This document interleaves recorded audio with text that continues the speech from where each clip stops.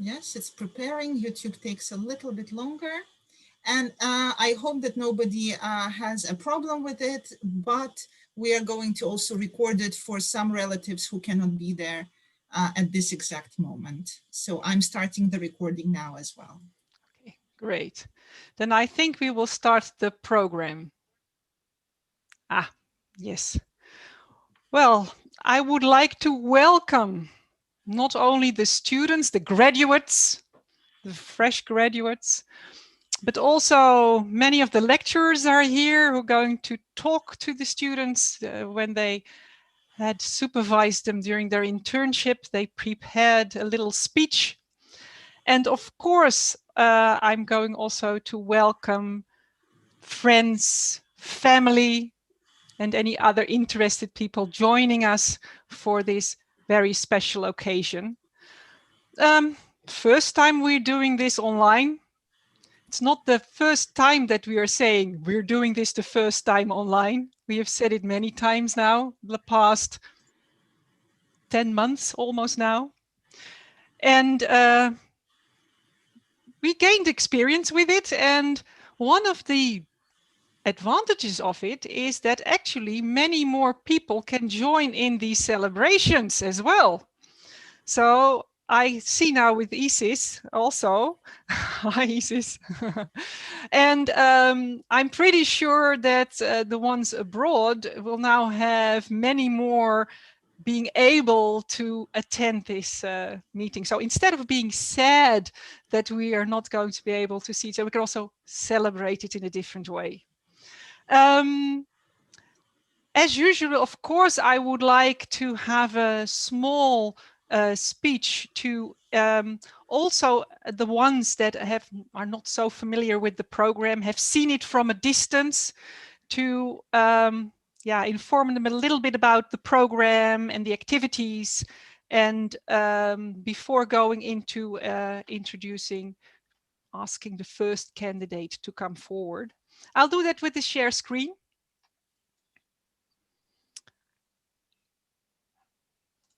There we are. And well, the Research Master Global Health. And before I forget, I would also like to introduce myself. My name is Jacqueline Broersen. I'm Professor of Innovation and Communication in the Health and Life Sciences at the Athena Institute. And I'm also Program Director of the Research Master. And it's a pleasure for me to... Dit is waar we moeten zijn. I see that not everybody is muted. Ja, dit is wel. Who is hosting it? Elena, are you host? Can you check whether everybody is muted and only the ones can speak that? Yeah, okay, perfect. The Research Master, I would like to stress, is not a normal master program. It is first of all very much focused on real-world challenges, so contributing to solving problems, and solving problems through research. And that sounds, why wouldn't science? But in many cases, science is a problem solver, but not necessarily so much focused on real-world challenges. And another thing is that it's an excellence program. So it has a restricted entry opportunity, and we usually try to have the batch not much larger than 25-30 students. So you need to be not only motivated, but also very, very talented to get into the program. And what you will see is that quite a number of the students obtain a cum laude in the program, and we will see that today as well. And that's because we have a special batch.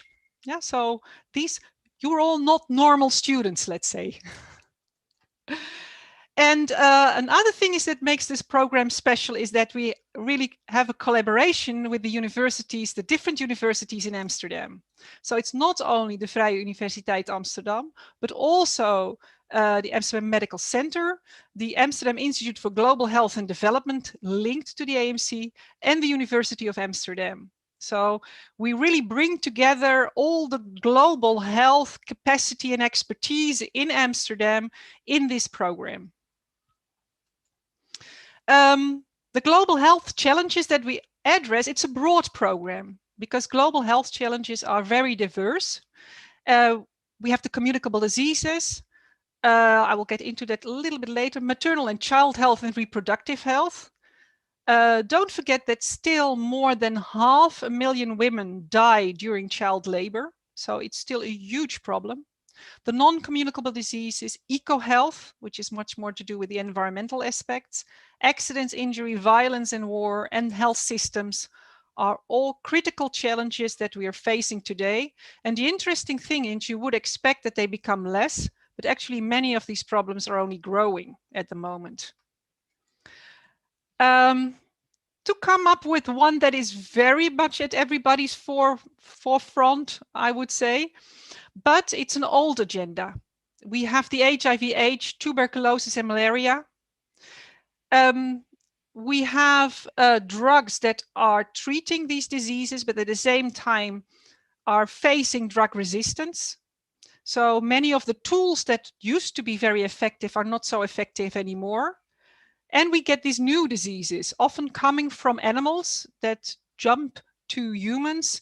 And in many cases, the new diseases are for 75% zoonotic, so coming from diseases, from animals. And infectious diseases have the problem that they don't stop at borders. They cross borders. And we have seen that the last year in its full-blown phenomenon. And global health scientists have been warning the world for 10, 20 years that there is going to be one of these days a big pandemic, and we're now in the middle of it. And it seems to be that although we warned everybody, we were quite ill prepared to it. And last week I saw a notification with our Royal Institute of Health in the Netherlands, our National Institute of Health, when exactly a year ago, they had put out a press release saying there is a new viral disease, coronavirus disease in Wuhan, but the chance that it'll come to the Netherlands is small. So we don't have to worry too much because there are not many flights going from Wuhan to the Netherlands. So you can imagine that's how ill-prepared many of countries were and health professions actually for something like this really emerging. But we have another epidemic, and that's one that has been going on for quite some time, and that's the rise of the non-communicable diseases. If you look at low and middle income countries, we usually say those are the countries with the infectious diseases, but it's not so much anymore the case. If we see that infectious diseases are becoming less and less and less in these countries compared to the non-communicable diseases. So we know it's a big problem in the high-income countries, but it's now also very much in the low-income countries. Cardiovascular diseases, cancers, diabetes, asthma, COPD, digestive diseases. It's at the forefront. The Lancet has said no serious conversation about global health can now take place without at least citing chronic diseases. And the epidemic, the basics of the epidemic is lifestyle, especially diet. So obesity is the new epidemic. Eco-health agenda. And I think this picture shows it quite well. We are thinking that COVID-19 is now one of the most important challenges that we are facing. Yeah, maybe on the short term, but many predict that there is a much bigger wave coming afterwards, and that has to do with climate change. And that will have a huge impact on human health as well. So thinking about that one and preparing for that one is also of crucial importance. And last but not least, I would like to emphasize the health systems, because basically, if we are thinking about organizing for this, preventing it, and treating it, it is the health system for a large part that has to do that. And we see staff shortages, underfunding in low and middle income countries, and incredibly rising costs that are very much jeopardizing the sustainability of our health systems. And these are the problems that we have focused on very much in the program, analyzing it and thinking about how can we develop through research interventions for that. How can we improve this, prevent them, improve health from the perspective of equity as well, because there is a lot of health disparity. So we see not only between countries that there is large health disparity, but also within countries, the health disparity is huge. So with research, we can really put the data at the table of policymakers, showing the urgency of some of the problems. We can identify, develop, test, and evaluate breakthrough innovations, both technical and social, and understand the system dynamics in which, the health system dynamics in which these problems and solutions play out. So in much of the program, it's about analyzing the problem, developing solutions, and seeing the broader picture in which that plays out. And we very much do that by an interdisciplinary approach, really taking all the different disciplines into account, as well as looking at these systems interactions and the transdisciplinarity that needs to go with it, about collaboration with stakeholders. So the second internship, for example, that the students do, it is very important for them to see how the research that they are doing, how that will interact in this real life setting. So how can stakeholders also pick up on these results? How can they inform the results? So that it's not the more distant, slightly ivory tower work, but that really that the research takes place in that real world itself. Now, and very important in the program are the internships. In total, the students do 2 internships. And this batch had 2 very different internships. The first one, many of you went out, right? Of course, in the Netherlands with many different organizations, but there were loads of different settings where we see students coming back. This was the whole batch of 2 years ago, where all the different countries. And it is such an experience to be able to do your work in the locality, out there, and experience right hand, the problem context, the interaction with the different stakeholders. It enriches you personally. So when we had the COVID crisis last year and everybody suddenly in March either were not allowed to go abroad or had to come back, and the internship placement closed their doors, and we all had to go back, including the lecturers and the supervisors had to go back into their, well, where you were sitting, in the kitchen, the bedroom, the attic, or what, so some even under the stairs. So that was quite a different experience than what we always hope that our students can have. But I must say, all of you have, it's all logical because you're graduates now, so you have been able to turn it around.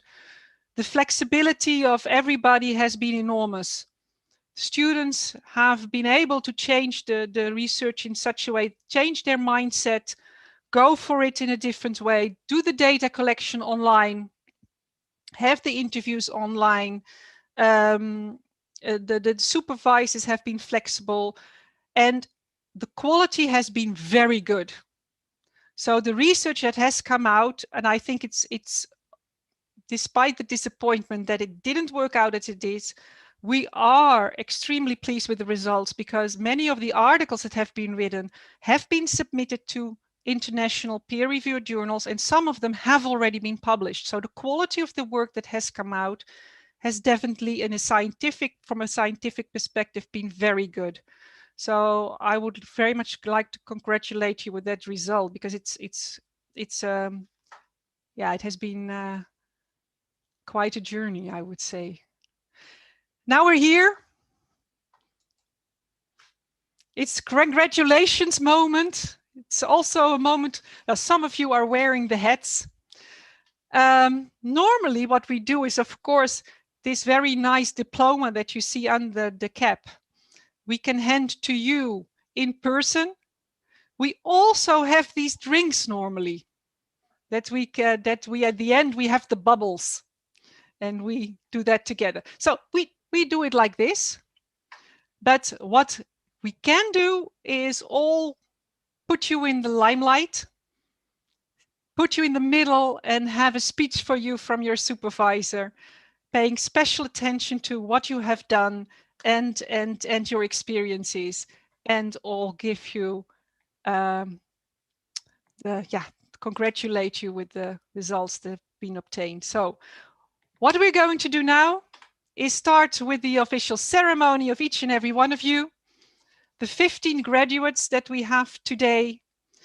We're going to start with Maya Bejet. So I'll ask her to come forward. And I will ask Elena, and I will unshare my screen, don't worry. And I will ask Elena, because you were her supervisor, and you're going to do the speech for Maya. So the floor is yours, and I'm going to stop sharing my screen. Okay, so if everything is working correctly, you actually can see me now, and not only me, but this beautiful slide that we tried to make for each student. And of course, we do start with Maya. Dear Maya, I'm so happy to have this opportunity to give a speech for you and to really, really celebrate you as an individual, but also as an academic. I'm also a little bit worried, to be fair, and I'm worried because I'm not sure that I can do proper justice to you and your talents and your ambitions and your motivations in just a very short time that I have right now. For me, it was really fantastic to work with you, in part due to our shared passion. We both love global mental health. We are driven by it, and we are fascinated by how can you improve mental health of all the people around the world. I had a pleasure to work with you during your first internship, the topic of which was socioeconomic inequalities in common mental health disorders in Dutch older population. During that study, you worked indeed in the Netherlands, and you collected data, both quantitative and qualitative, and performed an amazing analysis of it all. It was great to see how you grew and developed and how you completely took ownership of the project. You really owned it.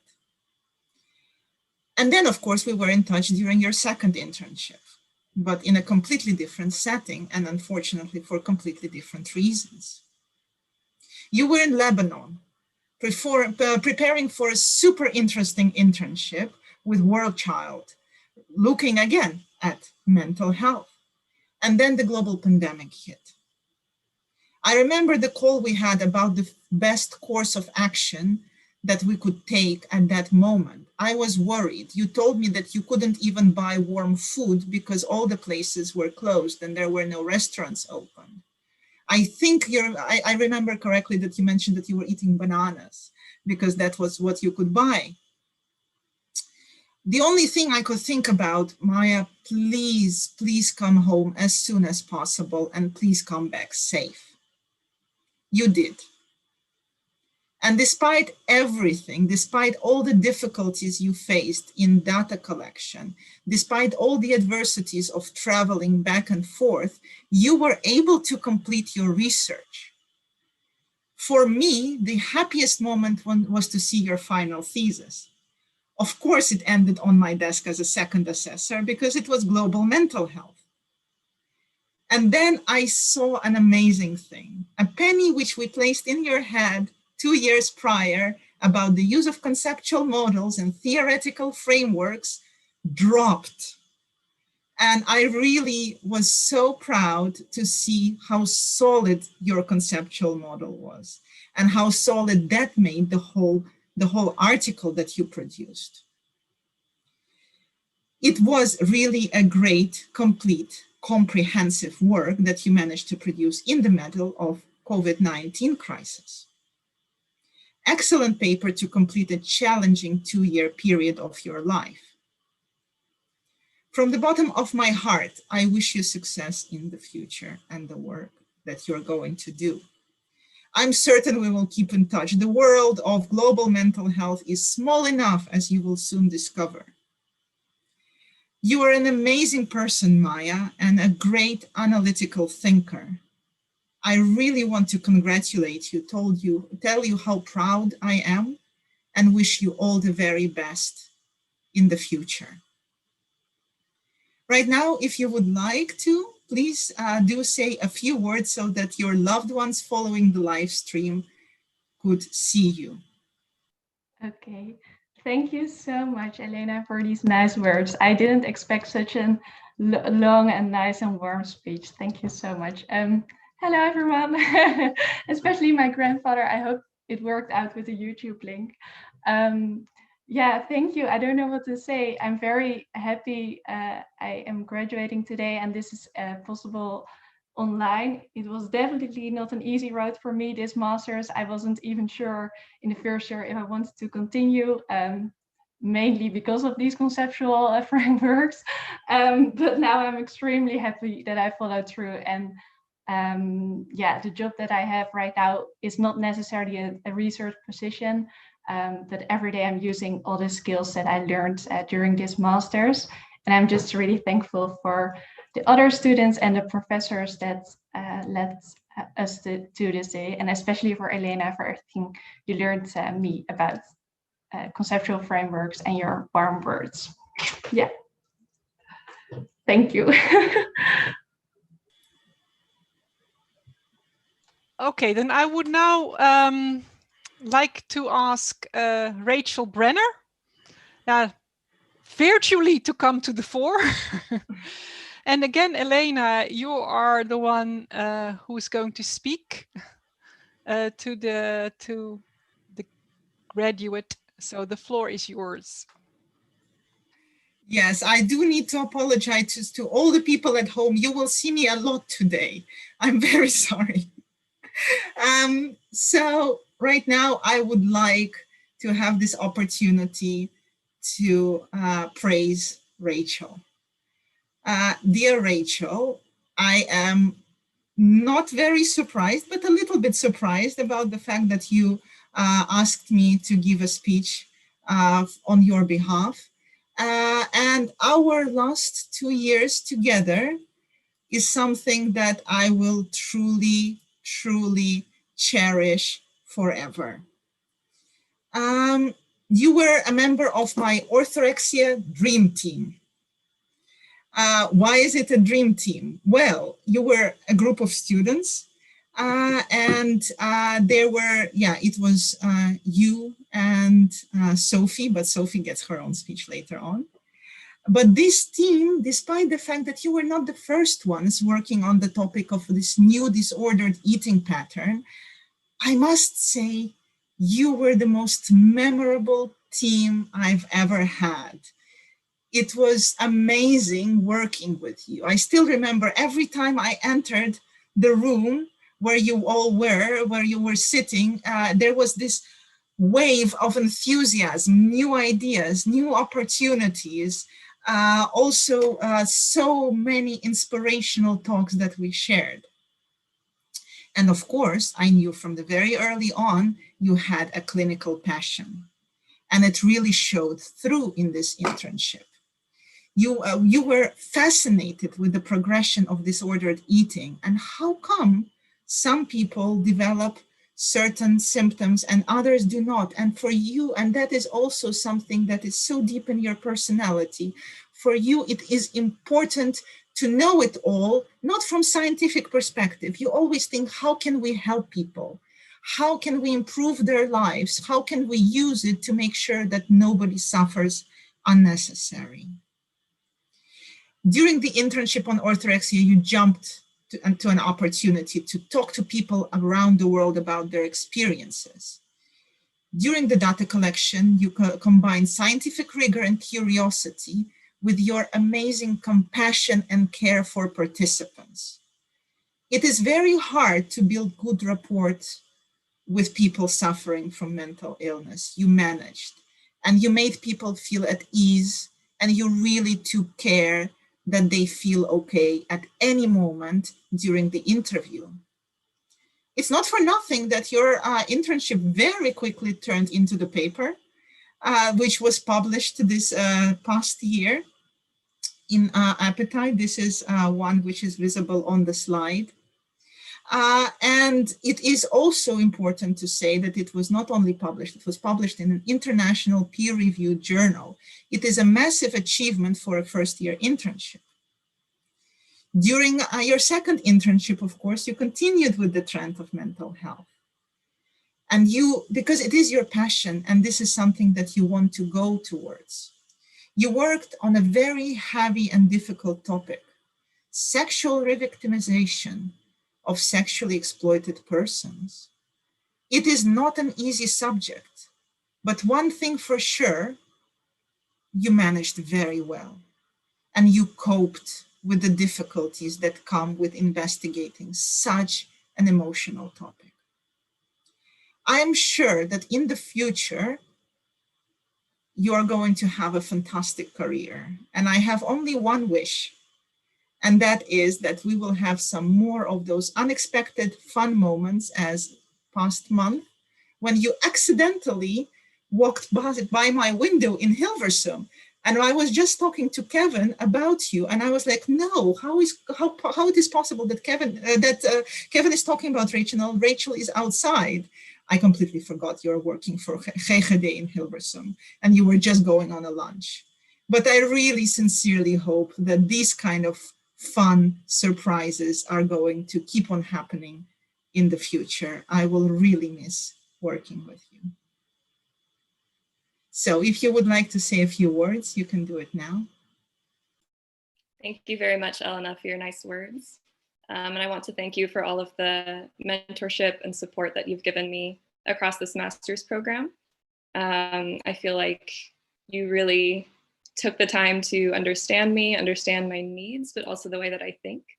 And I'm glad that I can come to you for advice later on, like I did maybe a month or two ago about career advice.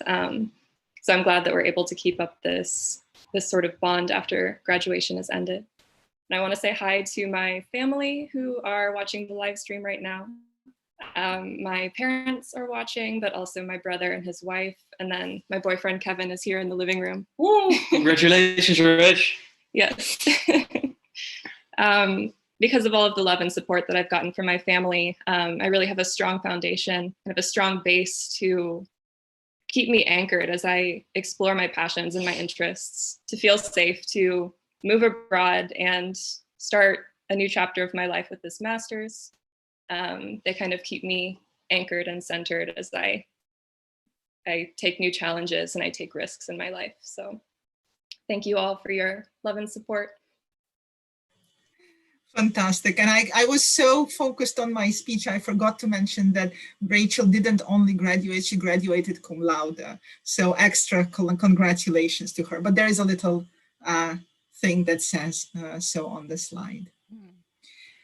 Okay, so I'm taking over for a while introducing our graduates. So next we are going to get a speech celebrating Milada Dvorakova. And as Rachel before her, Milada graduated cum laude. Congratulations. And Anja van het Hoog is going to give a speech on Milada's behalf. Okay, thank you. Well, first of all, dear Milada, I would like to congratulate you today on this day with obtaining your research master in global health degree and obtaining it cum laude, as was just said. And thank you for asking me to speak. I believe that you yourself and also your family and others close to you will be very proud of this achievement. I would think a global health degree fits you as you seem to like moving around the globe. So you moved from the US to Canada to do your BS, your bachelor in anatomy and cell biology at McGill. And then you came to Amsterdam for your master, which I understood was quite a step into the unknown, but you like to take this adventure. Then I know you had really hoped to travel to Nairobi for your second internship, but unfortunately that had to be cancelled because of the COVID-19 situation. But then I think last summer there was a bit of a window of travel opportunity and you quickly took off to the Czech Republic to spend time with your family. And now you moved back again to Montreal, where you found yourself a job at the regional public health department, where you're now working. So, like I said, I think moving around the globe is really what seems to fit you.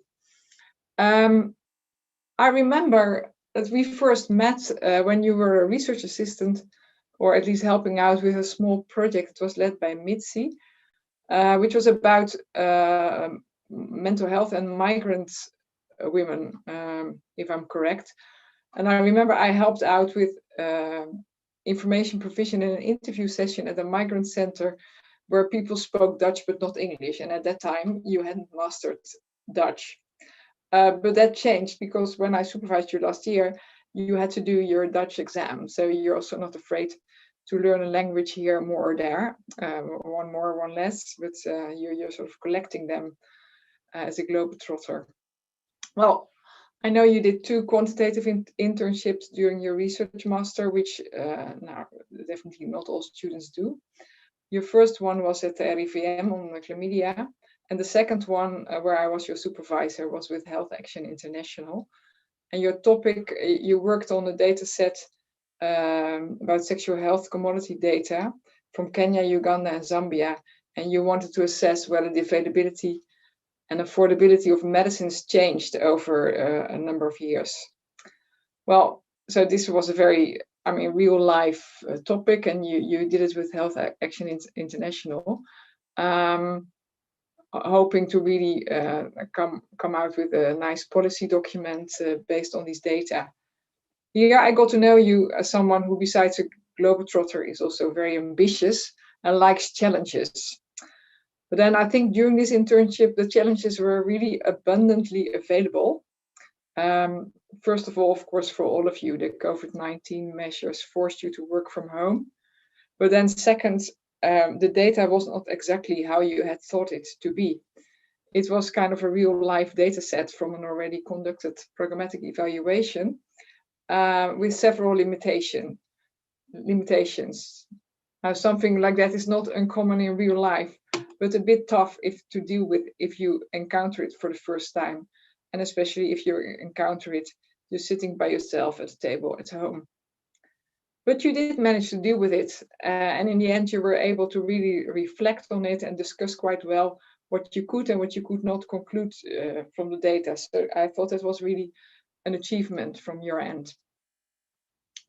You had to overcome some resistance to the idea that graphing the data would be helpful, but then once you had the hang of it, you were able to use the graphs even in your focus group discussions and with the stakeholders. So also there you picked up very well. You had to do, of course, the stakeholder interviews via Skype, but well, also that went well. So I think in the end, you were really able to develop a lot of skills and advance a lot of skills during this internship, despite the challenging circumstances. And then I remember a few things, like I said, I got to know you as ambitious and really trying to dive into the data, into the topic. You started with great ambition in making timelines and plannings for yourself, but those were really a bit too ambitious and hard to keep up with, resulting in emails like, "I'm a little behind with my writing," or I haven't really made much progress, but I hope to change that this week. So in the beginning, this was a bit like, well, moving, difficult in sort of getting really moving and getting into it. But you really managed to pick up on it and complete in time. So both your speed, but also your grasp of it, it really went with a curve. I don't know if I'm visible, but it went really like zoop, like that. So I was quite impressed by that in the end. Well done. Now, all in all, I think you developed a great interest in infectious diseases, and you really seem to like quantitative analysis. So, well, it was a great pleasure because of that to supervise you. And I hope that your current and future jobs will meet your interests and your ambitions. And I wish you all the best in life. And I hope you will be able to contribute to the improvement of health globally. So, well done. Well, thank you so much, Anya. I really have to say that I didn't just find a supervisor in you, but also a mentor who, during COVID, despite the fact that you had so many other students to supervise and other projects to focus on, you really prioritized my learning process. So that's something that I found unique and really enriching in the experience of having you as a supervisor. So thank you for that. And I wanted to say a hello to my family watching. So Martin, Ivana, and Jan, thank you for being the biggest driving force behind everything that I do. Amsterdam was an interesting experience for me because, as not everyone knows, we had never been there before committing to 2 years there.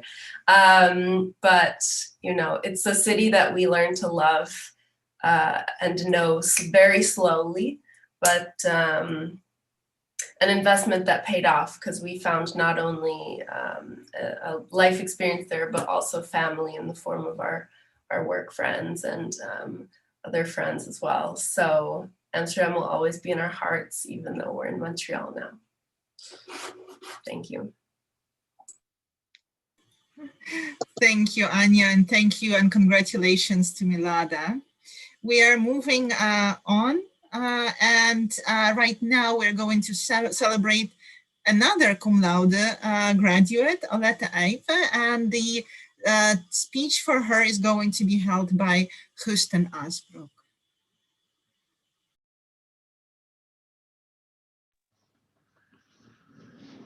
Dear Oleta, I'm first enjoying the picture that is now shown. I didn't know the picture. Today we celebrate your graduation from the Research Master Program Global Health, and I'm happy that you invited me to be part of it. This ceremony is a festive ritual that marks the end of a very important journey. And even though the journey ended around 5 months ago, celebrating its successful completion, even so successful with a cum laude, doesn't have an expiry date, fortunately. So here we are. You and I met in the second year of the program in one regular course and then again in an elective course, but most importantly during your second year internship. In class, you always had an active presence without being very outspoken. You were hardworking and a positive force within the entire group. When you applied for the internship at the Network for Improving Critical Care Systems and Training, NICST, in Colombo, Sri Lanka, we worked much more closely together. In this internship, you stepped into the shoes of Laura Shackman and Sitara Khan, alumni of the Global Health Master. At NICST, really amazing work is being done to improve the quality of critical care in low resource settings. Starting with building a registry for critical care, NICST has evolved in an important knowledge and research institute for quality of care in general, and is operating now in multiple countries besides Sri Lanka, including Sierra Leone, Pakistan, Bangladesh, and Malawi. And they are not stopping there, I heard. It was the mix of research and project implementation that attracted you to them. After weeks of preparation in Amsterdam, you were totally ready to travel to Sri Lanka and to visit multiple hospital sites in the country, talk to different groups of staff members and patients' representatives. Under the supervision of Abby Bean, Rashana Nifa, and working closely with Isra Jawad, you were set to disentangle the complexity of the concept of quality of care. What do healthcare providers understand by it, and what does it mean to patients? How come that when we measure quality of care by clinical indicators, there's such a discrepancy with how patients perceive it? Very, very interesting indeed. So early March, off you went. We would meet 3 weeks later and then again 4 months later in Colombo to catch up and discuss the progress of your work. After the first few days in Colombo, you emailed that things were going really well and that the team was very hospitable.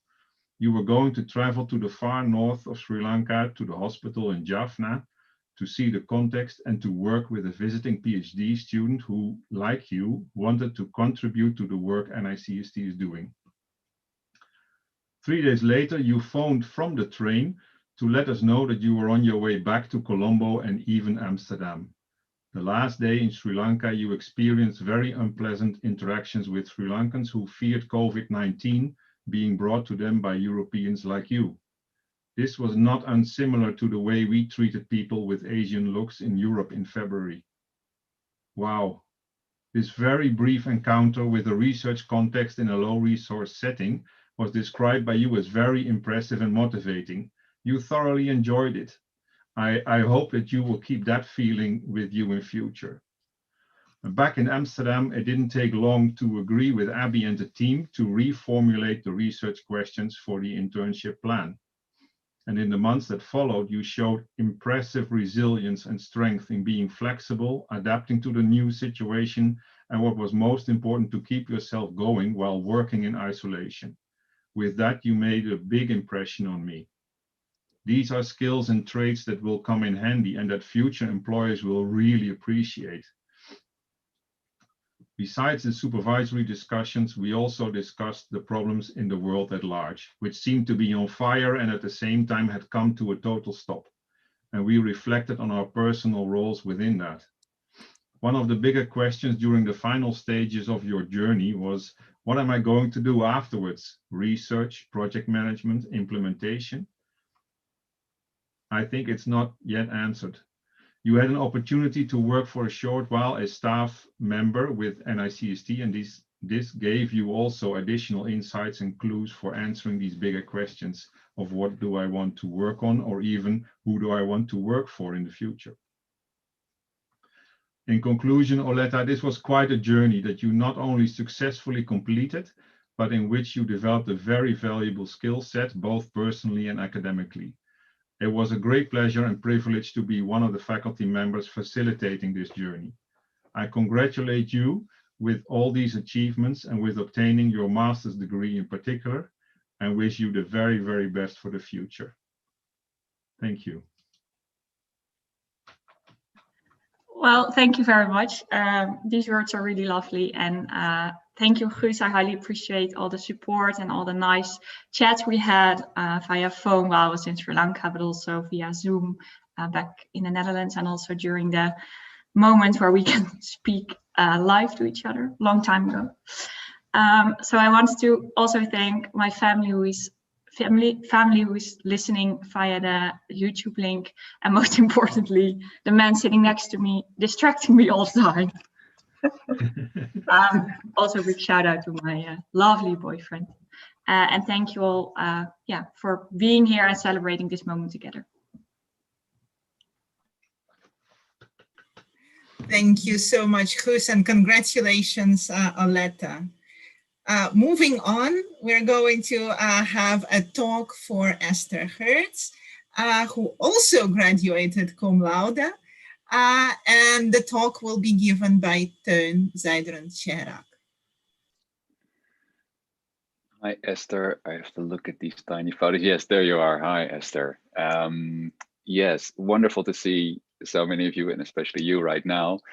Esther, you first approached me, I think, when you wanted to do an internship in Argentina.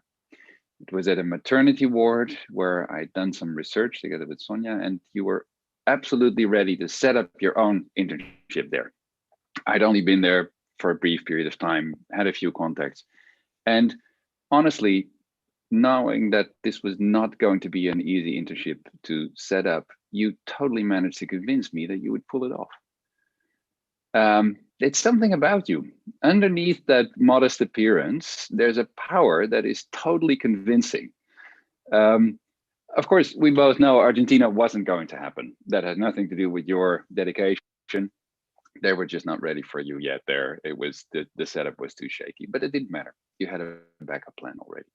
A very interesting internship to evaluate the impact of an e-education course on midwives in Ethiopia. Now, of course, you had lost some time trying to set up an internship in Argentina, and you actually had to leave early for your internship in Ethiopia. How on earth is she going to do that? Not a problem for Esther, not a bit.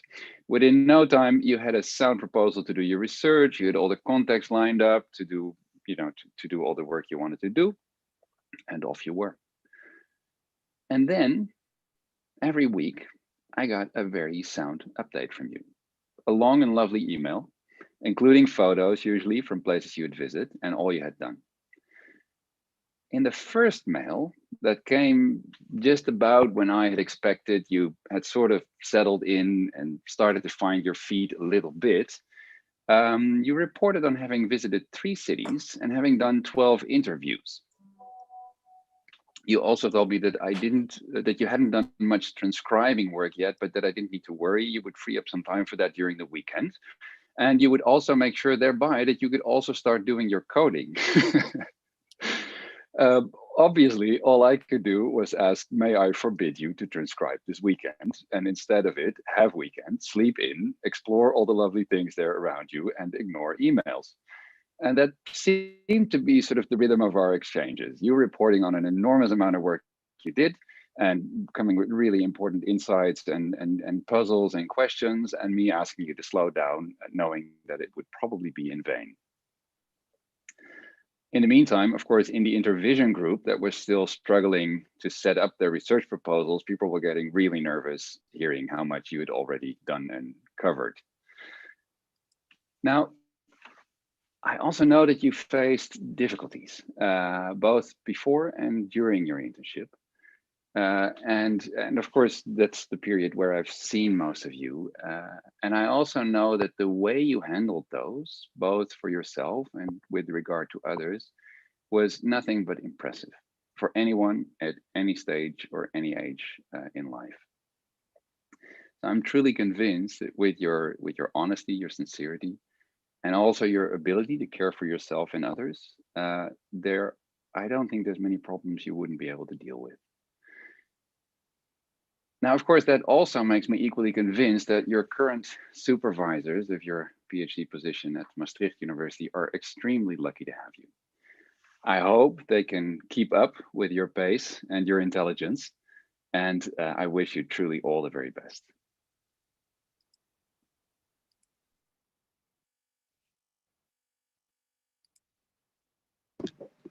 So hello everyone. Thank you, Teun, first and foremost, for your lovely words. It really brings back memories, and like you said, there were a lot of ups and also sometimes downs, but you were there along the way, and I really felt like I could share all my troubles with you, and you were always very enthusiastic and really encouraging me to continue, and also give me a really great feeling. So that's been great. Also, thank you for all the other teachers who have supported me along the way. I feel like now with my current position as a PhD candidate that I'm really well prepared. They haven't really asked me that many things that I have no idea about how to do. So I feel like both my internships have really prepared me well. Like now I'm just very used to working on my own and finding my own way. And now it's so great also to have some support from the supervisors and from all the things that I learned before from Teun and also my other supervisor. And yeah, today I'm sharing this really special celebration with my parents, and my brothers are actually right next to me. So I'm at home for this special celebration. And yeah, thank you very much for the great time that I had in Amsterdam. And I hope to see you again in the future, live, hopefully. And until then, well, good luck everyone and congratulations. Congratulations, Esther, and thank you, Teun, for giving this amazing speech. And we are moving on to Valerie de Groot, who will be spoken to by Kevin de Sabata. Dear students, colleagues, proud parents, ladies and gentlemen, and of course, dear Valerie, here we are. Like all the others, I also appear bi-dimensional on a screen, completely terrified that my connection will not hold, to take part in what is the proudest moment both for teachers and students, in which we rejoice of the fruits of our common efforts, and we would very much like to hug and cheer and drink together, the most important thing. Alas, this time we can't. In a way, dear Valerie, this dynamic has been a leitmotif of our work together for your internship. It all started great with wonderful plans, nice meetings over coffee at Actis, the organization which hosted you and has been quite generous in this. And overall, the prospect of a great personal and professional experience for you. Then your studies decided to become our life, and we were all kidnapped into a global health emergency. Like everyone else, we too had to put distance between each other and rethink plans, activities, and horizons. This was sadly ironic for an internship on shaping housing policies and organizing local areas so that all the people could continue living in the community and go around and meet people and live their life. While in that particular moment, they were actually trapped at home, dreading being infected by COVID. Despite this, you finished your internship as you started it, calmly, quietly, taking the situation as it was and making the best of it. You went step by step, exploring the various alternatives, solving problems one after the other, always keen to listen, mediate differences, combine perspectives. You are not always a person of many words. You are cautious in approaching people and situations, almost shy. You enter gently in the life of others rather than taking them by the storm. However, this is not because of lack of character or passion, but rather it is a sign of your skill in waiting for the right moment and be adequate to every situation.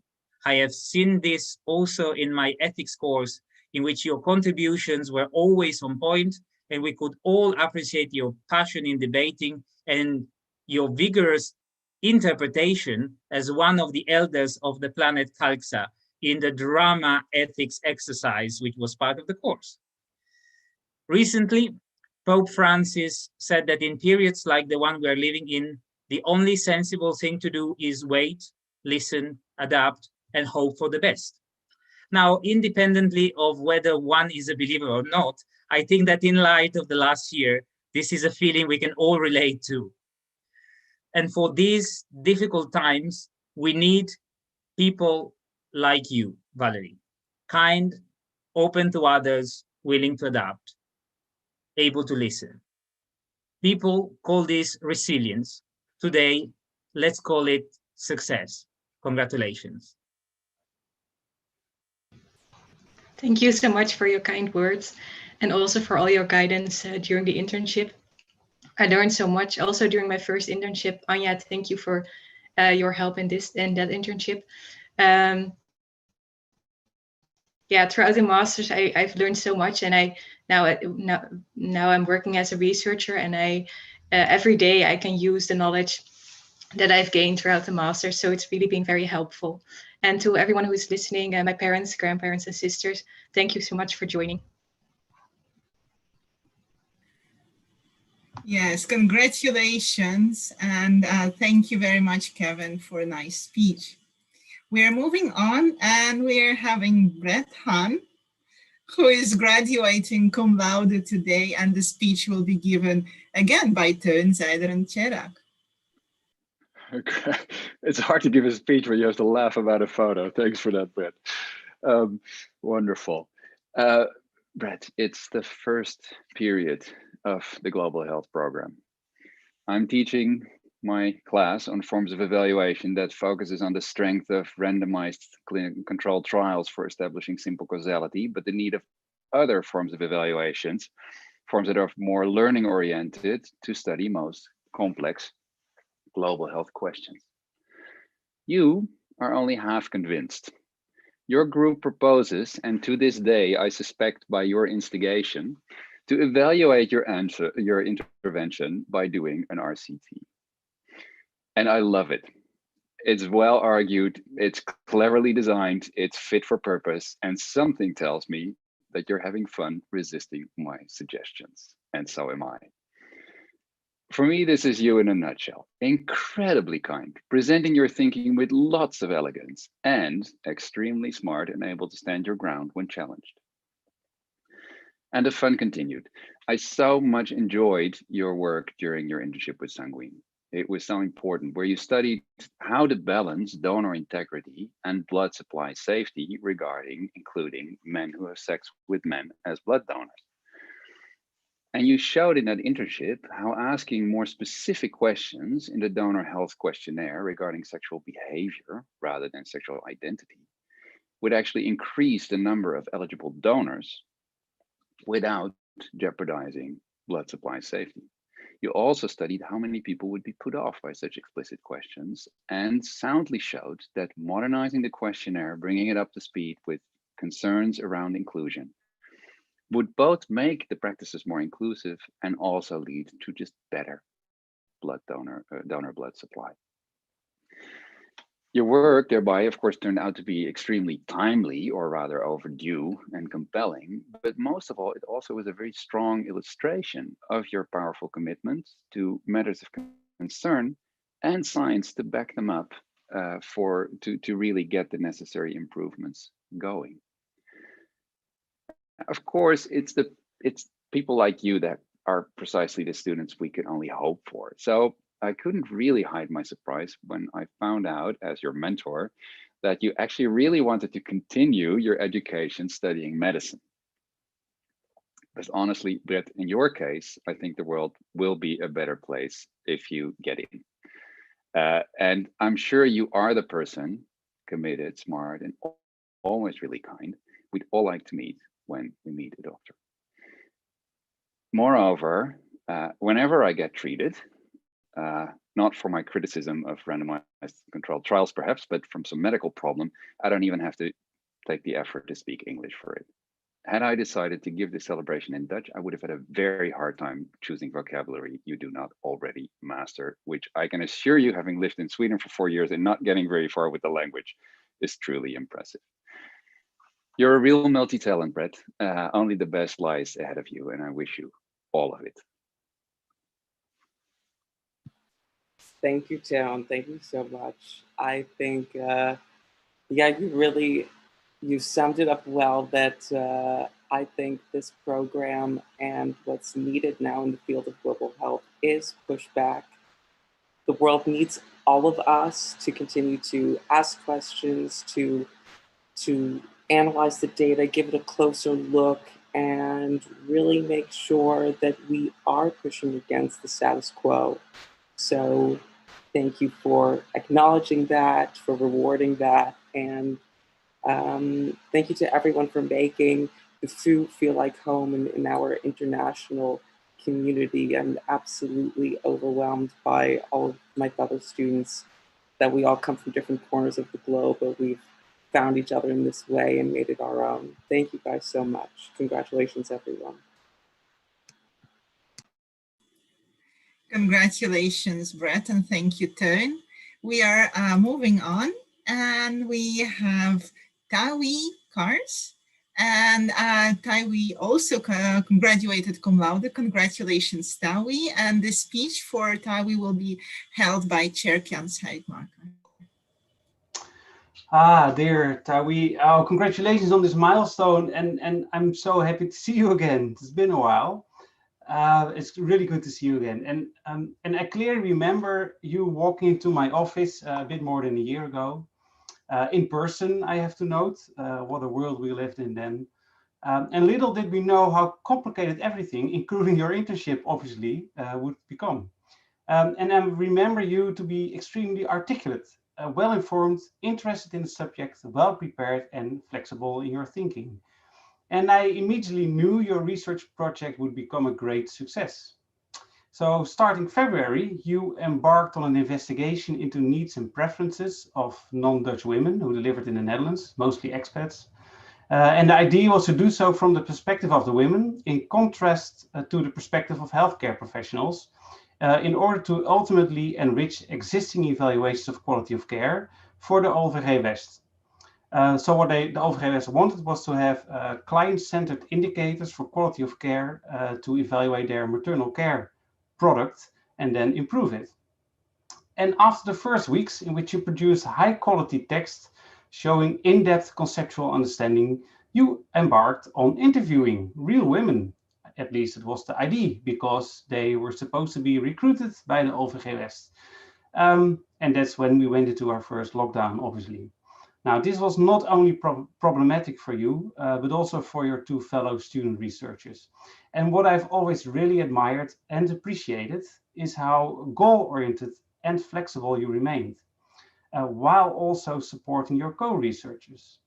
And they really had a hard time. And I really had the feeling that you kind of dragged them along and really supported them in also completing their research. And I cannot prove it, but I do think you have substantially contributed in direct or indirect form to the quality of their reports. I don't think they would have managed without you. And over the course of the internship, you cheerfully adapted. You worked around new barriers imposed by the now closed-off hospital, and you got your data. Well, with only a slight delay, which is just miraculous. And you delivered your final report. It is extremely well written, well argued, showing in-depth insight in the complexities of the Dutch maternal care system. And you managed to argue insightful how findings can be quantified, thereby making them usable for a management structure, while pointing out that client experiences was not seen as feasible by mothers to fully capture without an in-person conversation. So you did point out that you needed this in-person conversation and that you managed to make this quantifiable. So you were showing the inherent friction of standardization of measurement efforts. I read back the grading form that I filled out, and I found out that I finished the grading with, if only all reports were such a pleasure to read. So yes, your report received a 9, which is a very rare grade and proves academic proficiency. And obviously, you finished your studies with honors. It was a real pleasure to work with you, and I really hope we can continue to do so in the future and hopefully publish your brilliant report. Thank you so much for those kind words, and also for my parents who'll be watching, a bit of a briefer about what I actually accomplished through my thesis as well. It's great to see you, great to see all of you. And I just feel so grateful to have gotten through this degree, and to also in my daily life and in the work that I'm doing, find myself talking and then have this moment of, oh, I can remember where that came from, whether it was me pushing back on ideas and gaining new information from classmates and professors who had, in my idea, different ideas, but finding complementarity and common ground in them. I really feel like what I've gained is a sense of independence and confidence, but also an ability to continue going on and innovating while still understanding that we have to work together and collaboration is really the way. And I think Turkyan also brings it up that for me, community is vital. So working and helping out my fellow peers and colleagues, it's not something that's on the side, it's a part of the journey. So I just thank you for being a part of that and always pushing me to think more innovatively and more practical, but also dealing with me as a human through what was, for all of us, I think, a hard year as well. So with hard thinking, but also big hearts, it was a pleasure. So thank you all, and hello to mom and dad, far away, my best friend watching, and also my partner with whom all I couldn't have done this with as well. So thank you. Thank you, Tavi. Thank you, Tjerk-Jan. And I would now like to ask Jessica Kofi and Elena, who will give the speech for Jessica. Dear Jessica, I'm very glad to be here today to give a speech with which you're completing this master's. What a journey it has been. I'm sorry, I'm looking to the side because that's where Jessica is on my screen, and I would love to look at her. What a journey it has been. Actually, the first time we met was not during the master's, if you remember. It has been a pleasure to have you in one of the bachelor courses I coordinated, International Public Health. And already during this course, you made really quite an impression. I immediately recognized your name on the application for global health. And I was like, oh, how nice. That talented, motivated, and driven student from the International Public Health, who obviously had a passion to making the world a better place and is so driven and so motivated, did decide to join this master's. How great. There were not many doubts about your admissions. During the master's, it has been always very interesting to work with you during the courses. Your drive and passion were infectious, and your curiosity was the reason why you asked many questions, especially after the lectures, which was great because it did not only provide extra knowledge to you, but it also very often showed me different angles of the problems. Something that I thought I knew all along, and then you question it. I'm like, actually, is this a fact, or is it something that I kept repeating year after year in my lecture? It was great. And then you went for your first internship. It was then still possible to go somewhere. You went to Tanzania with your co-student Ruth. And you both spent time working on a crucially important topic, and that is long-term consequences of severe acute maternal morbidity. And as memory photos for today, you chose precisely those photos from these beautiful sunny places with sunny people and a lot of smiles, which actually these kind of photos we really need in this new COVID reality. It warms everybody's heart, I think. During your second internship, you followed the second passion because you were passionate about maternal care. But as we had many conversations together with you, your second passion was actually working with children. This time you stayed in the Netherlands and you worked on a project on meaningful child and youth engagement in pediatric medicine life cycle.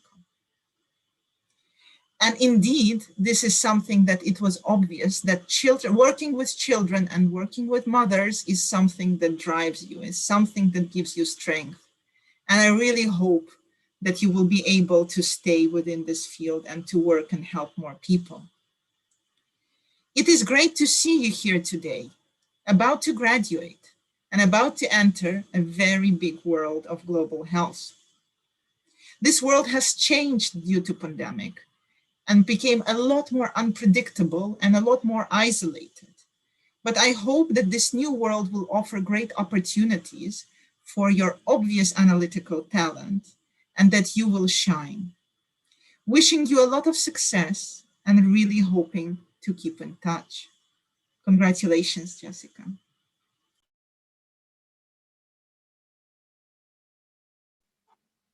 Hi, Elena.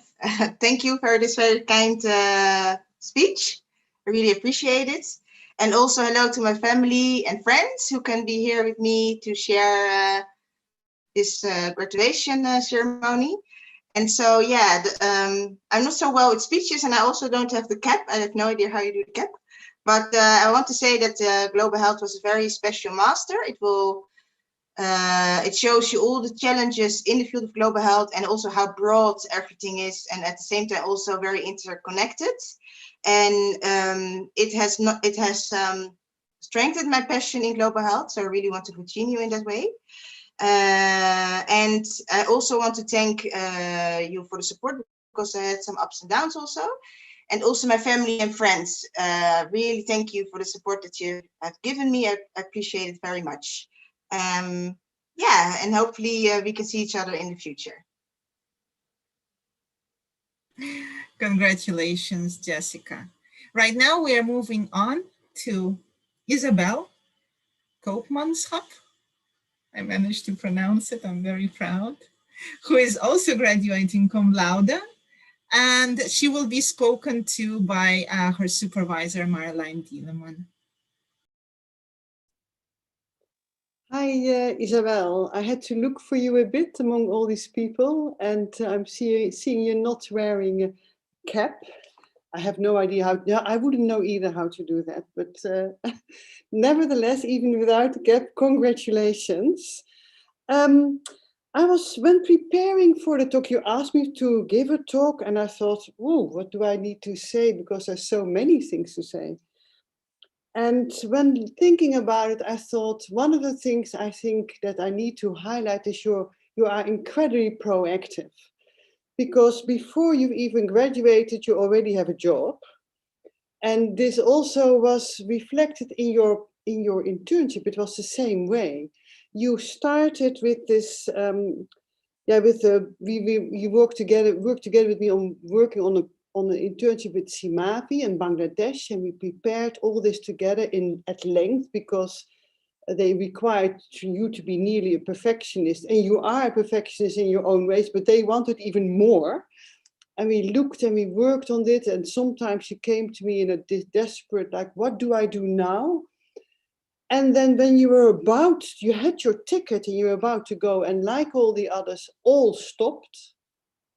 And like a miracle, you just had this new internship and you were positive about it. And within, I don't know, so quickly, you had everything worked out on this new topic.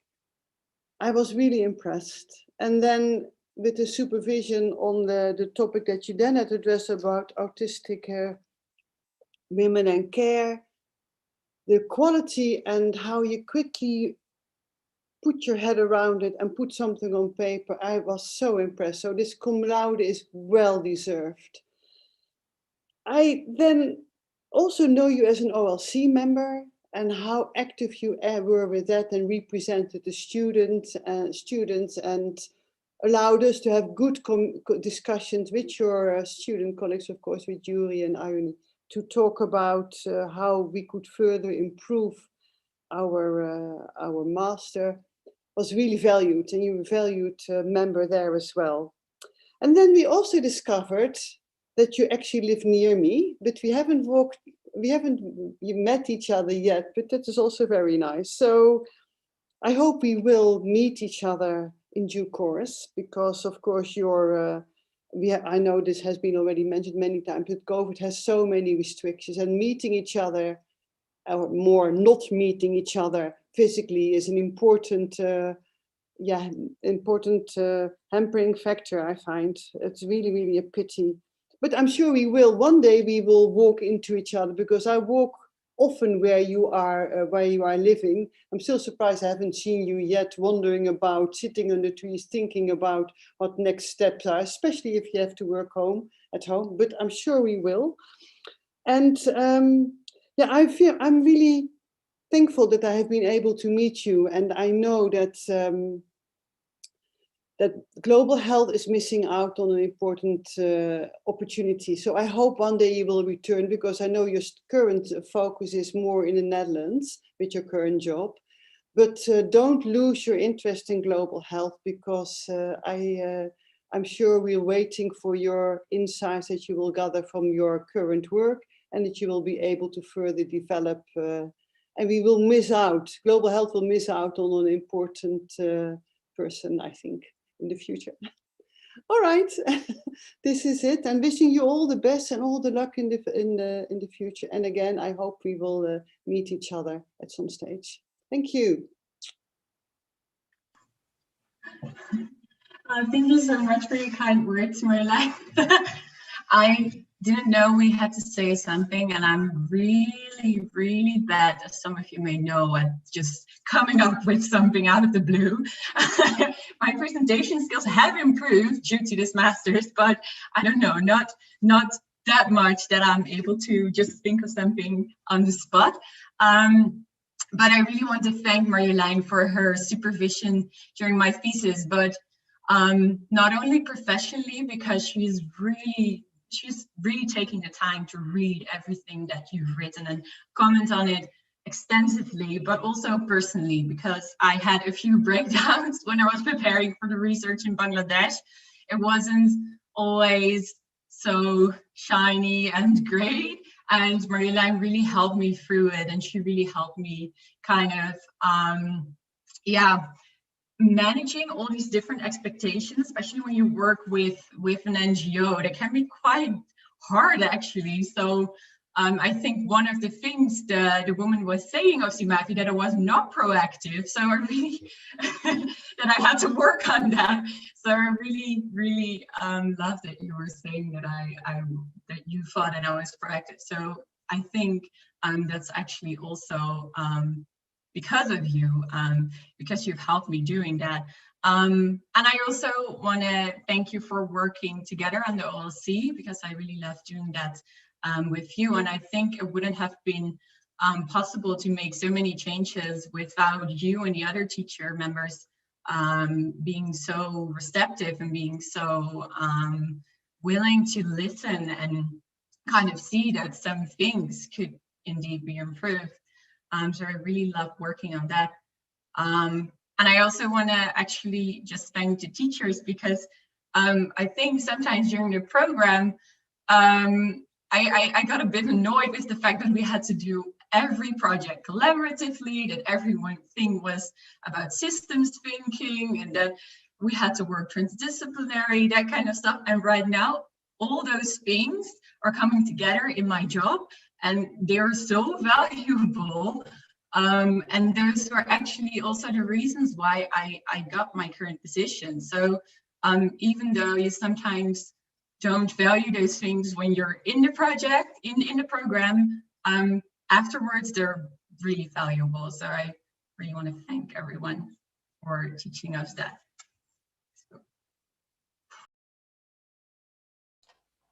Congratulations, Isabel. Thank you for your kind words. It warms our hearts. Well, thank you. And thank Marjolein for the speech. And I would now like to ask the attention for Amy Nong. And Elena, you're going to do the speech. I'm trying to find Ami on my screen. Hi, Ami. Sometimes I do have difficulties in writing speeches for people. Sometimes I do have difficulties. I do not know where to start. How do I start? Where do I start? Well, in your case, there was no doubt where do I start. I have to start on one very dark, cold evening in Amsterdam, when all of a sudden, there was the whole procession appearing on my doorstep, consisting of you, your husband, and your loveliest children. And it was dark and cold outside, but as soon as you entered into the room, you warmed everything around you with your confidence, but also with your very, very warm certainty. I already decided I want to be in your program. Your program is the best for me. I'm also very, very good. So how do we make it work? One minor detail that not many people will realize, but at that point, Ami did not really speak a lot of English. My French was and remains incredibly rusty. So the only language we could communicate was Dutch, which was broken on both sides. So you can imagine how fantastic that conversation went. But still, despite all the difficulties, when I saw you and I saw your drive and your motivation and your enthusiasm, it was obvious one thing. No matter the language barriers, no matter the difficulties, I will do everything in my power to get you to the program. Yeah. But of course, just me alone would not be enough. You had to work very hard. I need to tell that this meeting which we had when Ami did not really speak English was 1 year before the start of the masters. Meaning that in 1 year, you gained enough language skills in the language you barely spoke to be able to do a Master's of Science degree. For me, that already is enough. You made it. You're great. You deserve the title just for this determination. Of course, it doesn't really mean that study was always easy for you. You had some difficulties, especially during the first few courses, but you were able to catch up. And you did 2 amazing internships. The first one was with Professor Charles Ageman on the hypertension among Ghanaian migrants living in Europe, the RODEM study, which, you know, you were so enthusiastic about. As soon as that internship popped up on the list, you were like, okay, that's for me. That's for me. I really want to do this. I must say your second internship was a lot more remarkable. You worked on, I need to read it out because it's complicated, promoting indicator condition-guided testing for HIV in the hospital setting, a transdisciplinary approach. Wow, what a title. I really couldn't really even memorize it. Not only you worked on such a very difficult topic, but from your academic supervisor, you got a 9.5, an amazing grade, amazingly high grade. And up till now, you know, the feedback from your supervisor was so short. I wanted to look it up, but it was so short. It's like, everything is great. He was very, very proud of your work. You were working with Professor Rice. So not to have this speech too long, I just want to round up. I'm so incredibly proud of you. And I hope that by the very last words, I will make you a little bit proud of me, because I will attempt my rusty French in hope that your family is also listening on YouTube. Oh no, I'm so worried. I'm actually sweating. Ami est une personne incroyable. Elle est très intelligente et je suis fière de la connaître. Je suis sûre qu'elle aura un avenir incroyable devant elle. Thank you. I was so worried. I really, really wish you all the best, Ami. Lots of hugs. No, thank you so much, Elena, for these lovely words towards me. And you did really well with your French. I think my family are now watching in Senegal. They understood what you said. So really, thank you very much for having been there since the beginning, as you said. And when I studied this master, it wasn't easy to come to a new university, new working environment with a new language, because I'm from a French country, so it wasn't easy. But you really support me, push me, and really help me to believe that it's possible. And now I really believe that I made it. I'm really happy and can find enough word to thank you, Elena. Thank you so much for all your support and your mentorship. And as I said, Health for All has always been my biggest dreams. That's the reason why I enrolled in this master. And I think now, with all the knowledge, all our brilliant teachers shared with us, I feel well equipped to really bring my contribution in achieving this Health of All idea.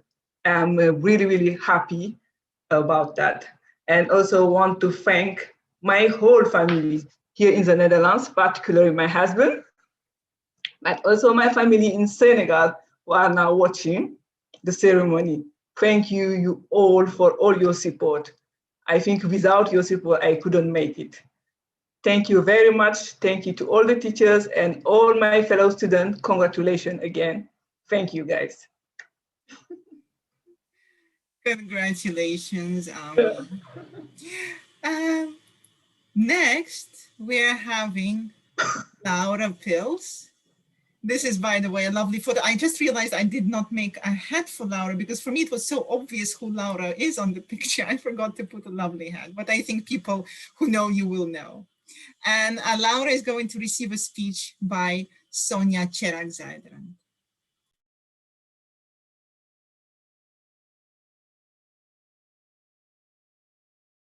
Sonia, you're on mute. I'm so sorry. You're on mute. Perfect. So I just said, Laura, such a pity that you're so far, but you feel very close as always.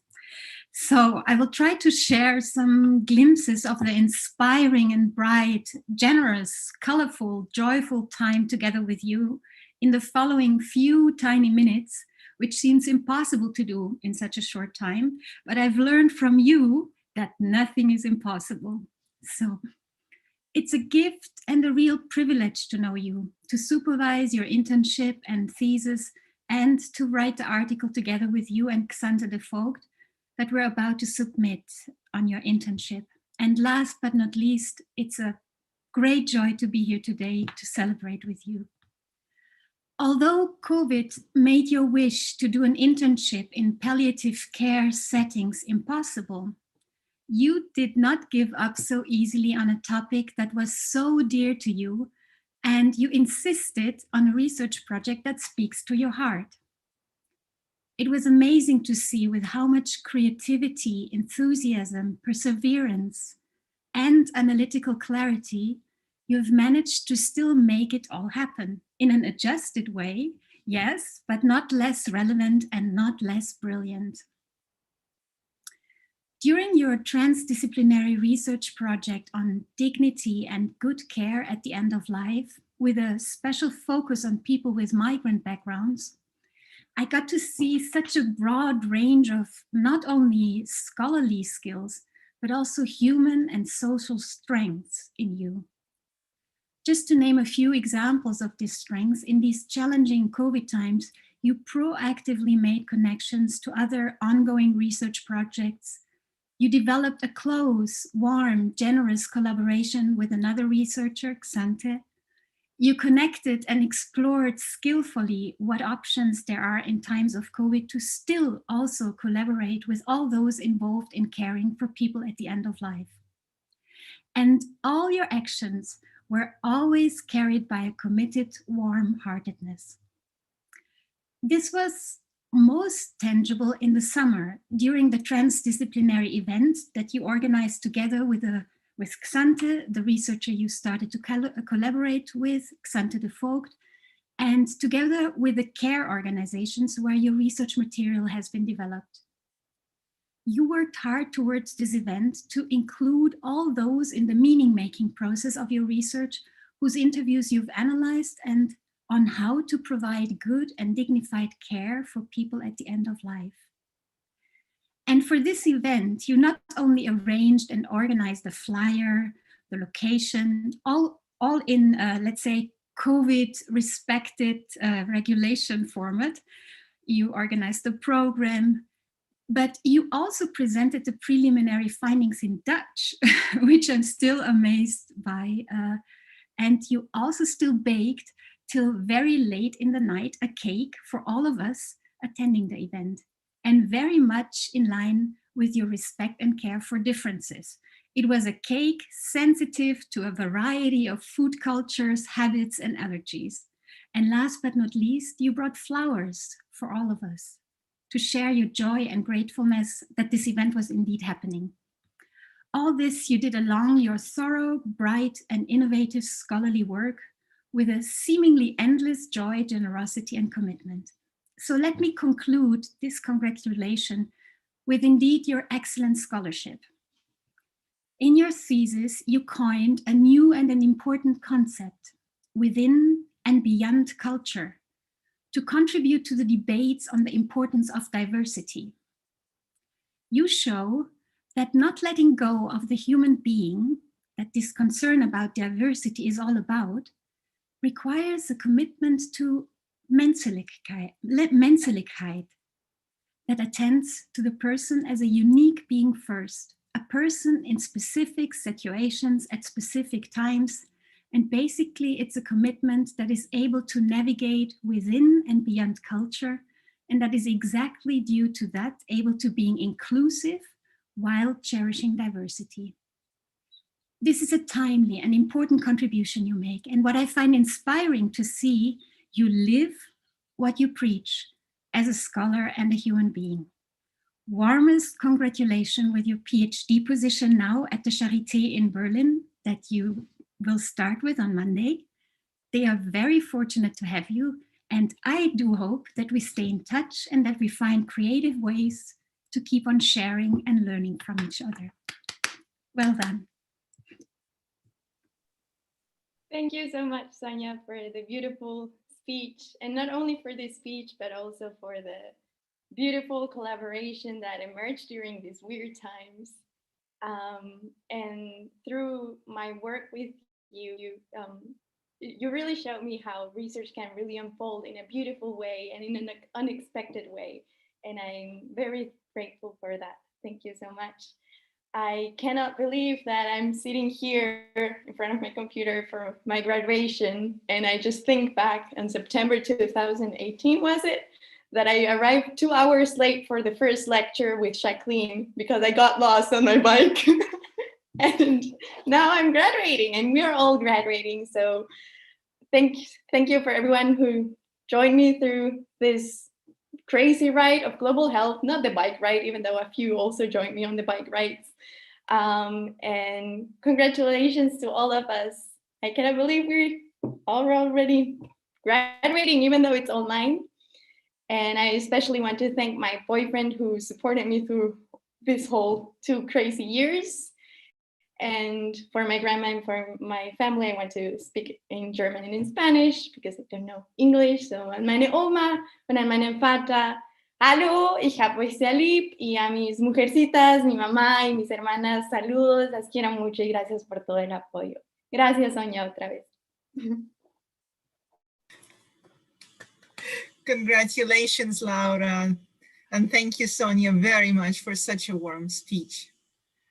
Yes, and I think, Elena, you can stay on because the next graduate, Sophie Renkens, and I think you're going to give her the speech. Yes, I keep on being too enthusiastic and jumping over after each speech, and then sometimes I shouldn't. Hi, Sophie. By the way, adorable picture. I was laughing so hard when I was putting it in the presentation. To tell the truth, your request to give a speech on your behalf during the graduation came as a surprise. I really truly believed you had enough of me during the masters. Obviously, it's a joke. But for people who don't know, I supervised Sophie not only once, but twice during the masters. I will get to there. But I really thought, you know, maybe Sophie can find somebody better and somebody more entertaining. But still, I'm so incredibly pleased to be able to say a few words. We have spent really a lot of time together during the masters, and me personally, I enjoyed every single minute and every single moment of that. During your first year, you formed my orthorexia dream team that I already mentioned when I was giving a speech for Rachel. It was amazing. The best team investigating this new disorder pattern I've ever had. You jumped into the topic straight away, and you did something that, I need to say it very, very boldly, nobody has done it before you. Since then, there are people repeating that, but you were the first who really jumped into the Instagram and Instagram communities and actually talking to people behind Instagram posts on why they were engaging in social media, why they were sharing about their disordered eating pattern. Before you, there was only one article, and that article was not very good. It is obviously not a surprise that your internship and your incredibly hard work, by the way, part of that work was downloading thousands of Instagram posts, pictures, and then sitting together with me and Rachel on WhatsApp at night in Google Doc, trying to develop a coding scheme to make sense of those thousands of pictures, and realizing that usually when people post a picture, there is more than one thing on it. So coding it with just one word is incredibly difficult. So it is absolutely no surprise that this hard work that you have done resulted in a beautiful article that we hope is going to be finally online very, very soon. And I thought that was such a great time. I will miss Sophie so much, but it's okay, we need to move on. Surprise, you decided not to move away from me. You actually decided to stay with me for your second internship. Well, I do need to say it is not because of my perfect personality or engaging brain abilities or anything. It was because of the topic. It was an incredibly interesting opportunity to go to Uganda to work at Doctor at a Distance initiative started by health entrepreneurs in Uganda to evaluate how this new initiative is helping to make sure that people, even in remote areas in Uganda, are able to access care and healthcare that they deserve. You spend the whole January while doing a lot of other things, and actually already you started in December, preparing for the ethical review, which was a nightmare. Whoever applied for ethical approval in Uganda knows that it's one of the strictest ones there is in the world. But then the stress was down, everything was arranged. You had tickets, we booked you accommodations, Doctor at a Distance was waiting for you. There were people in the office that already made a plan of what you can do. You were totally prepared. And then COVID came. There was panic immediately, what to do. Airspace is very unpredictable. Uganda is closing down. Is it not closing down? Do I go now? Do I stay here? What do we do? Well, there was a decision that you boarded the plane and you went to Uganda. You even arrived in Uganda. They even let you through. Everything was going so well. And then the news came, you have to come back. The airspace is closing. You need to board the plane. That was devastating and heartbreaking for everybody involved. But this was still, looking back, the best decision possible, because after that, Uganda really went into full lockdown and you would not be able to do anything anyways. Despite all those difficulties, you managed to collect data online. You managed to do very good transdisciplinary research, which can be shown by an excellent grade that you received. And you were able to produce something which was beautiful and that Doctors at a Distance can really, really use. And they keep on talking about the fact that what you did was very useful to them. Great job. To be fair, when the new period, well, it is starting, the internship period starts right now, I keep on checking the list of my students and I keep on not seeing Sophie Renkens for once on it. And that makes me very sad. I wish you all the very, very best in your new job, but also in the future. I have zero doubts that your future will be cloudless and we will hear a lot from you. Please take care, Sophie. Thank you so much, Elena, for your kind words, lovely words. And also thank you for your guidance the last 2 years. And it was definitely a pleasure, and not also because of your personality that I chose you again for my second internship, not only the topic, but I learned a lot from you, both research-wise, which I'm still using today in my job, but also just as a person and growing as a person. And you're an example of a very strong woman that I will always remember.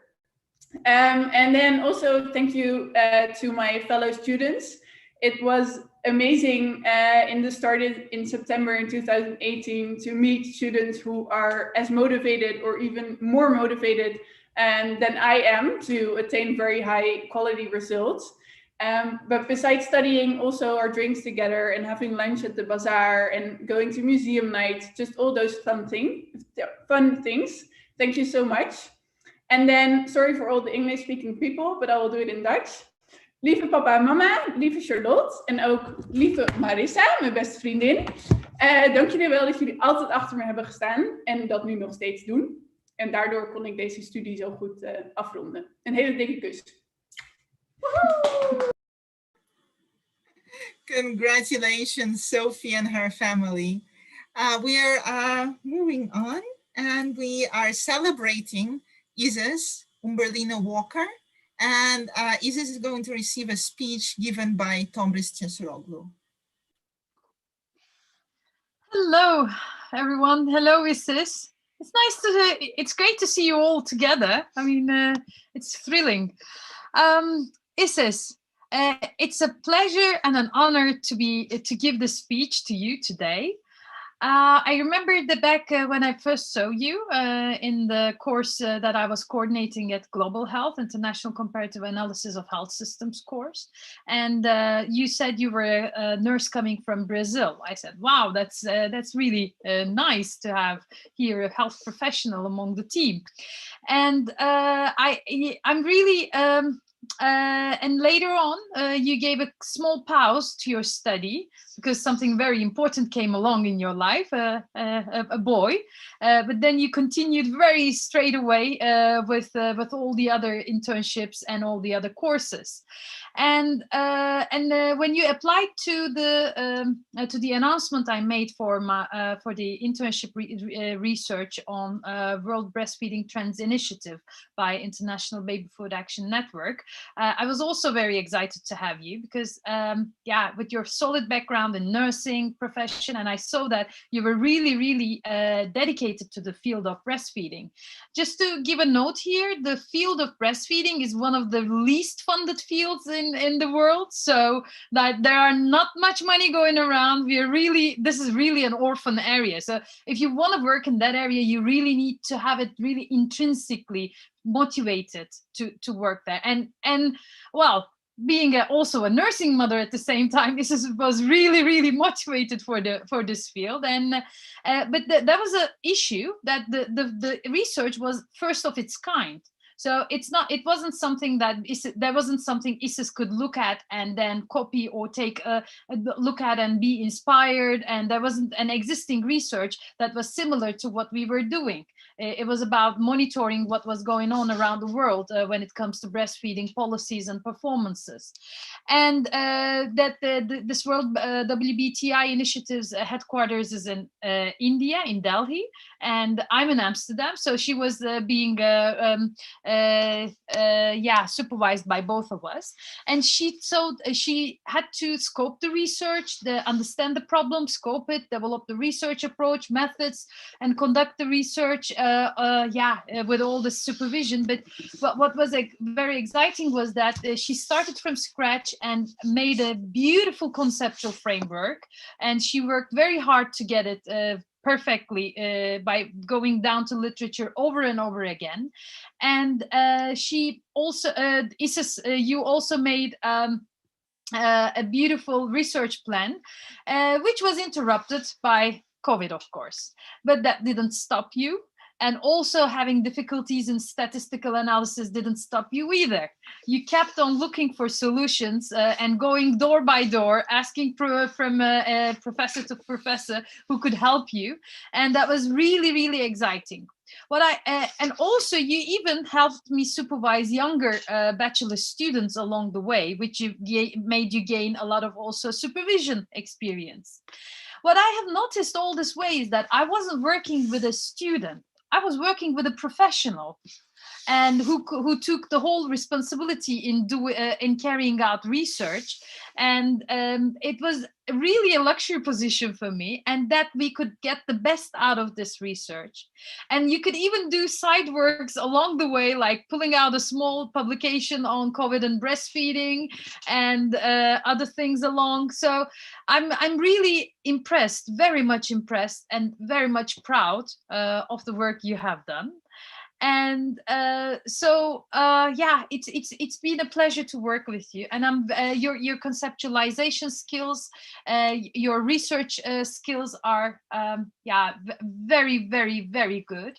And I'm very sure you're going to be either you choose the research or more fieldwork professional pathways, whichever you choose. If you want to become a PhD researcher or become a global health professional in the field, you'll be an excellent one, whichever you choose. And I'm very much hoping that our roads are going to cross again in the future in this field of global health and breastfeeding advocacy. And thank you very much for working with me along the way. And my greetings to you, your family, your husband, your child, and your parents probably watching this, and your parents-in-law watching this from far away. Thank you. Thank you, Tom. It is very kind of you. Also want to thank Athena for supporting me of not only becoming a researcher, but also a mother. Elena was always very kind in accommodating my needs and guiding me through the way. So I'm very thankful for all of you, and also my fellow students that have always embraced me, not only as a colleague, but also as a person. So it was a great experience. Yeah.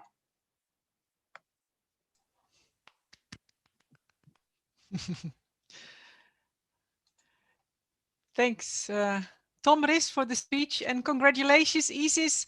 Good to see your son as well and your husband. Congratulations to them as well. Now the very, very, very last graduate today, of course not the least one, Tara. Happy to have you. And Elena, you're going to do the speech again as the final closure, and the final closure afterwards. I hope people are not too tired of me. Dear Tara, you have beautiful row of flowers behind you, which are really highlighting the happiness of this moment and the excitement of this moment. Where do I even start? And more importantly, how can I fit our relationship and our past years together in just a few, incredibly few brief minutes that we have? Spoiler alert, I've been working really a lot on time management in the past years, so I do hope I will be managing that. So where do I start? Do I start with the very first time I saw you, which was on Skype, not Zoom, still Skype. On my screen appeared a student who was so motivated and eager to enter the research master's global health. During the interview, I must say, you really stood out. So much so that after that, I had like a small scoring sheet and I wrote down, we have to lure her in somehow. Or maybe, do I start at the time when you joined my consultation hour for the very first time? As the master's coordinator, I always had consultation hours. And you subscribed. And consultation hours are usually quite brief. People have problems or question, or they're not entirely sure how to start or where to start. I plan in 15 minutes, we solve all the issues, everything is resolved. Well, my 15-minute did not really stand a chance. It turned into 1.5 hours of chatting about everything. And that talk was really very characteristic of our relationship in the years to come. There was everything. There was chat about science and articles. There were laughs and jokes and talks about puppies. And there was a little bit of crying involved. And I really realized then that you are a special person and that we are very, very happy to have you in our program. But I'm again that's not really the place where I want to start. Maybe I want to start with how much I enjoyed you during my lectures during the masters. That was really a lot of fun. To have a student who is sitting at the edge of her seat, listening to you with a little bit of an open mouth, following every word, asking question after question after question, and then saying, oh no, I think I'm asking too many questions. Please stop me if I'm asking too much. And then me getting so enthusiastic that somebody is so driven to know more. But maybe I should actually start with our best experience together, and that is your second internship. You're passionate about working with children, and we had a project precisely about that. How do you involve the feedback from the children in pediatric guidelines? How do you make sure that their voices are heard? And one of the most exciting parts of that process was doing focus groups in Dutch with Dutch children. And then it was you and me, two foreigners, attempting our best possible Dutch. And then children were like, ma'am, your Dutch really sucks. And as part of that wonderful experience of focus groups, you had a very particular role. You were playing a doctor. At that point, you were just pretending to be one, but you are going to become one. During your second year of masters, you did not only do your internship and the courses, but you were learning Dutch and medicine all together to pass exams, and you were successfully admitted to several Dutch medical schools. And what a sheer joy I had when you chose VU. I was like, thank God she's not going away just yet. I will be able to see her still. You're finishing soon with your first study of medicine and you will go on. And as far as I know, you do want to stay connected to children to some degree in your medical future. And I wish you all the very best. Looking back, I haven't even chosen where to start from, and I'm already finishing my speech. I really enjoy you working with you, your brain, your enthusiasm, your huge heart, and I'm certain that whatever career path you choose, you're going to be incredibly successful.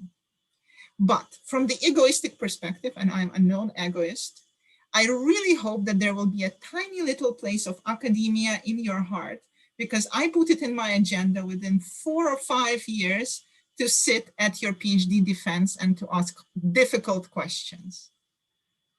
Congratulations, Tara. Thank you so much, Elena.